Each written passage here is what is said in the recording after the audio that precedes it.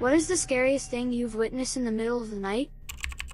My daughter, 4 years old, black hair, pale skin, came into our bedroom in the middle of the night. Hair in her face. Middle of the bed by her feet. And started climbing up towards me and my spouse. Remind you of a movie? Just here to read these before I go to sleep. A pair of hands reaching through the tent door out of the darkness. It was a big tent and me and my cousin were asleep in a separate section from my dad. I woke up to the tent unzipping and saw hands feeling around frantically inside the entrance to the tent. Thought it was my dad messing about, but then realized I could hear him snoring from the other section. Shouted and the hands vanished along with running footsteps. Primitive camping in the Boundary Waters alone. I had a full-blown moose walk up on me. Honestly feared for my life for a solid 4.5 minutes. I had a professor who camped at Yellowstone for his research project. In the morning he woke up and saw thousands of hoof prints all around his dinky little tent. Then he saw a huge herd of bison a little ways off. The herd had moved in the middle of the night right through where my professor was camped. He didn't even hear them. If one of those animals had panicked for any reason, he would have been dead before he woke up. Last week I saw a shooting in the middle of the street while having a pint outside a bar. Probably that. I was in a studio recording with my band. We were done for the night and we're gonna grab the bus when our drummer went. Actually, before we go, can we just take a look at this specific part? Everyone grumbled and we were there another 20 minutes as we left. Our bus stop was overrun by cop cars and yellow tape. We learned later that there had been a drive-by just before we arrived. Had our drummer not said something, we probably would have been there right when it happened. That shit marks you. I was 13 at home asleep, 4:35 a.m. and awoke to what sounded like a plane or train hitting the house. Windows smashing, car alarms blaring, large objects falling and dogs barking. I didn't know what it was. I got up and fell over. The ground was still moving. It was a 7.1 earthquake not too far away from my home. I was terrified. My downstairs neighbor walked into my apartment at 1:30 a.m. I was only dressed in underwear and didn't have my glasses on. Thought he was drunk and managed to convince him he was in the wrong apartment. He backed his way out, closed the door and went down the hall carrying something. A week later I run into him downstairs and laugh about how drunk he must have been. Turned out he'd been away. That wasn't my neighbor who'd walked in. Was staying the night at a new lady friend's house when I woke up at 4 a.m. to the strange sensation of someone watching me. I slightly opened my eyes, but didn't move. I saw someone staring at us from the partially open bedroom door. Her dog took notice at the same time and I burst out of bed when the dog started barking. She wakes up in a panic and I yell for her to lock the door while I chase the intruder. She lived in a 3-story townhouse and the bedroom was on the 3rd floor, so I run down the stairs, then turn the corner to the next flight of stairs only to see the front door swinging open. She's yelling from the bedroom wondering what's going on, so I let her know that someone broke in. She then tells me that it was probably a psychotic ex-boyfriend that still has a key. Great.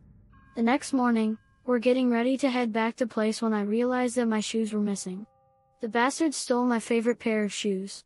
It was pretty wild having that feeling of someone watching you and having it be real. Was riding along with my dad who was a trucker. It was Christmas break, and sometime while driving through the night, he shouts, "Oh no," over and over again. I was laying in the truck cabin bed playing my PlayStation on the little TV, so I was a bit concerned. We hadn't hit anything. He tells me to put my shoes on and we gotta help, and tells me to dial 911.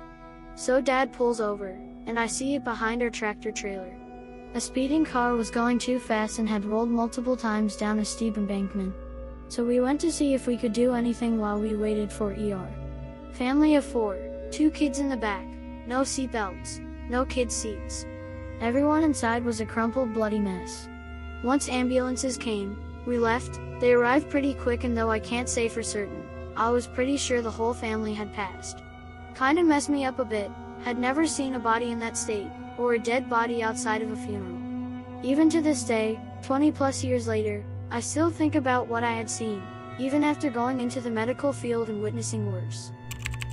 When I was around 8, I woke up to hear my parents whisper yelling. Turns out someone was beating on the back sliding glass door with a baseball bat. Turns out he was drunk and mistook our place for his ex's. My time to shine. I was at an Airbnb with some friends in a city we were visiting. We had a good night out in town, and after some drinks we went back to the Airbnb to sleep. I slept in the living room on the couch.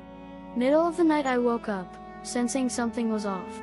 I don't know how I could sense this, but in the kitchen I see a dark silhouette of a person. At first I thought it was one of my friends getting some water or something, but then I quickly realized it was not any friend of mine, a complete damn stranger. I jumped out the couch, still not really believing this isn't a dream, and said firmly, "Who are you?" The person then quietly said, "Hey." I said, "What's going on? Who are you?" Getting ready to defend myself. I quickly realized this person was shit-faced, mumbling and stumbling. It turned out to be a college student from the college nearby. They got so blacked out and somehow entered through the front door. It was freezing outside and he was shivering. I let the guy sit down on the couch, gave him some water, and when he came to, he decided he really wanted to leave. I asked him if he knew how to get home and he insisted he did. None of my friends woke up through this encounter, and to this day no one really knows about this except the friends that slept through all this. I once woke up from a nightmare about a demonic little girl to my little sister hovering above my bed. I freaked TF out and punched her in the nose. She had her own nightmare and was standing over me because she was debating whether or not to wake me up. I have a history of waking violently, so she was weighing whether it was worth it or not. We spent the rest of the night watching Disney movies. A white figure walking slowly towards me. Unfortunately, I had fallen asleep while reading and left my lamp on. My mother had woken up to use the bathroom in the night and noticed the light from the hallway, so came into my room to turn it off, in her white dressing gown. I am incredibly short-sighted, so without my glasses on woke up when she came in the room and saw the blurry white coming towards me. We both screamed so loud we woke the rest of the family up. After that, she promised never to turn the lamp off again if I promised to contribute to the electricity bill if I left light on all night. Seemed better than another heart attack. Back in 2009, my mom, brother, and I still lived with her in her condo. She'd been diagnosed with breast cancer, and both my bro and I were leaving college for the time being to take care of her. So I was home, and she was pretty sick from treatment, but my brother was still upstate as he hadn't gotten out of school yet. My room had sliding glass windows that lead to a semi-flat rooftop that was shared with basically all the other condos on one side of the street. One night I was on my computer, depressed as shit, listening to music too loud to drown my feels, when my mom came into my room. Mind you, she wasn't walking around much because meds made her tired, and I was up a flight of stairs from hers. She asked me if I was walking around. I told her no, I'd been sitting here with music, when she grabbed her chest and looked terrified. I jumped up from my chair by the window and ran to her, thinking she was having some kind of reaction, when she just shouted, "Get away from us." I realized she'd been looking behind me. I turned and saw a man in a hoodie looking into my window. He'd flinched away when my mom shouted and was walking away like he'd been caught loitering. I remember feeling like ice had flooded my veins when I realized he could have been watching me at my desk for who knows how long. We called the cops and they basically did nothing. They told us to lock the windows and keep a bar across them in case they tried to break in. I decided keeping a knife by my bed that was within view of the window was the only way I would be able to sleep while there again. Bullets coming through our front room on Christmas Eve. Grew up in a shitty neighborhood city, and the trap house a few doors down was mistaken for our house. Lightning hit a tree right outside my window when I was in a deep sleep. My parents had a full-size sliding glass door to their second floor deck. Once when I was like 10, my parents went away and I slept in their king-size waterbed. In the middle of the night there was this extremely bright light shining through the bedroom door, along with the sound of helicopters. Scared the crap out of me. It was 3 big army helicopters, the 2 propeller type. I'm guessing searching for someone. Is sleeping on a waterbed as comfy and cool as it sounds? Not me, but the poor Colombian lady visiting my parents with her husband when I was a kid. To set the environment, my bedroom and the guest bedroom were upstairs in a loft-style setting.